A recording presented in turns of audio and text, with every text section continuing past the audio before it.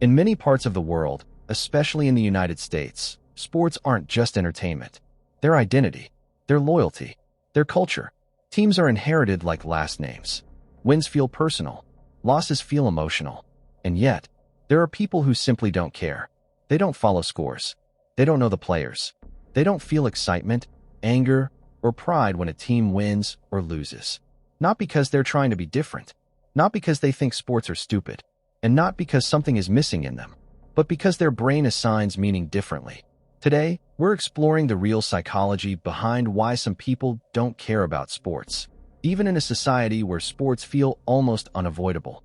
This is not about intelligence. It's not about masculinity or femininity. And it's definitely not about being boring. This is about how the human mind forms attachment, identity, and emotional investment, and why for some people, sports simply don't activate those systems to the cultural pressure to care. In the US, sports are woven into everyday life. Conversations at work, family gatherings, social bonding, advertising, politics, even national identity.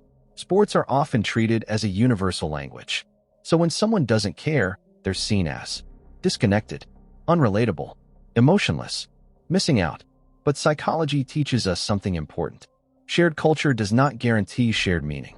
Just because something is loud, celebrated, and repeated does not mean every brain will emotionally register it.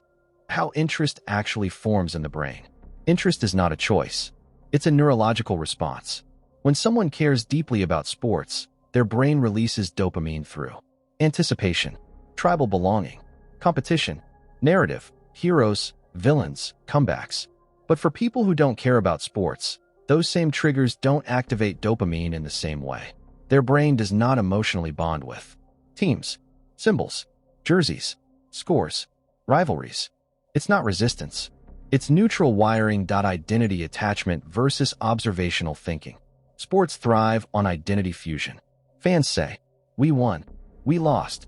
Our team." Psychologically, this is called identity extension, when people merge their sense of self with a group or symbol. Some people do this naturally. Others don't.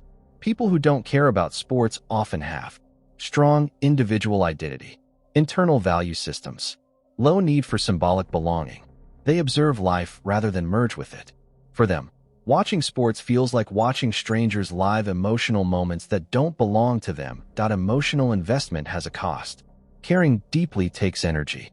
Sports demand time, attention, emotional ups and downs, social participation. Some people instinctively protect their emotional bandwidth. They don't want mood changes based on a game, stress over outcomes they can't control, emotional swings tied to entertainment. This isn't detachment. It's emotional efficiency. Different brains, different stimulation. Sports are fast, loud, competitive, and repetitive. For many brains, that's exciting. For others, it's overstimulating or understimulating at the same time. People who don't care about sports often prefer intellectual stimulation, emotional depth, creative engagement, meaning-driven activities. A game with fixed rules and predictable patterns doesn't satisfy their curiosity. They crave novelty of thought, not repetition of outcomes. The tribe versus the self. Sports fandom is deeply tribal. Teams create us versus them. Loyalty without logic. Emotional alignment. Some people are wired for tribes. Others are wired for autonomy. People who don't care about sports often resist automatic loyalty, group emotional contagion, collective outrage or celebration. They don't reject community. They reject unexamined attachment. Why sports feel meaningless to some. Meaning comes from personal relevance. For many people, sports represent childhood memories, family bonding, community pride. For others, those emotional roots were never planted. Without early emotional association, sports feel abstract, distant, symbolic, but empty. The brain doesn't manufacture attachment retroactively. Highly analytical minds struggle with fandom. People with analytical minds often struggle with arbitrary loyalty, emotional bias, outcome-based identity.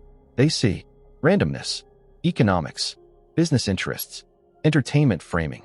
Once the illusion breaks, emotional investment becomes difficult. They don't suspend disbelief easily. Competition doesn't motivate everyone. Sports are built on competition, but not everyone is driven by winning. Some people are motivated by mastery, understanding, creation, inner growth.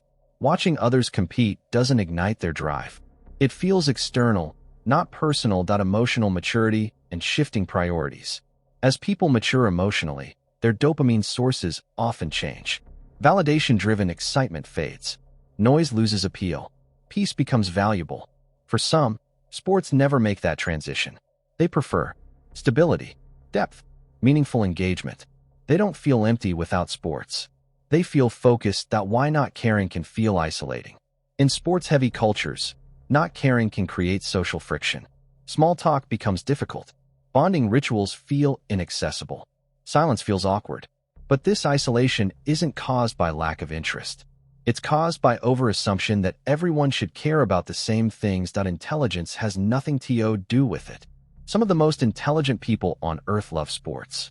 Some equally intelligent people don't. Interest is not a measure of intellect. It's a reflection of emotional triggers, identity structure, neurological reward systems. Nothing more. Misinterpreting disinterest as arrogance.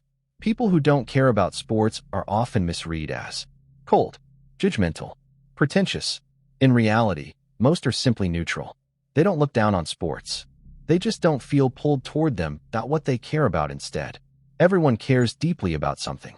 People who don't care about sports often invest in ideas, art, learning, personal growth, relationships, systems and patterns. Their passion is quieter, but no less real. When not caring is actually healthy. Not tying emotional stability to external outcomes can be protective. It reduces stress, emotional volatility, identity fragility. For some people, not caring about sports is a form of emotional self-regulation. Society confuses loud passion with real passion. Sports are loud.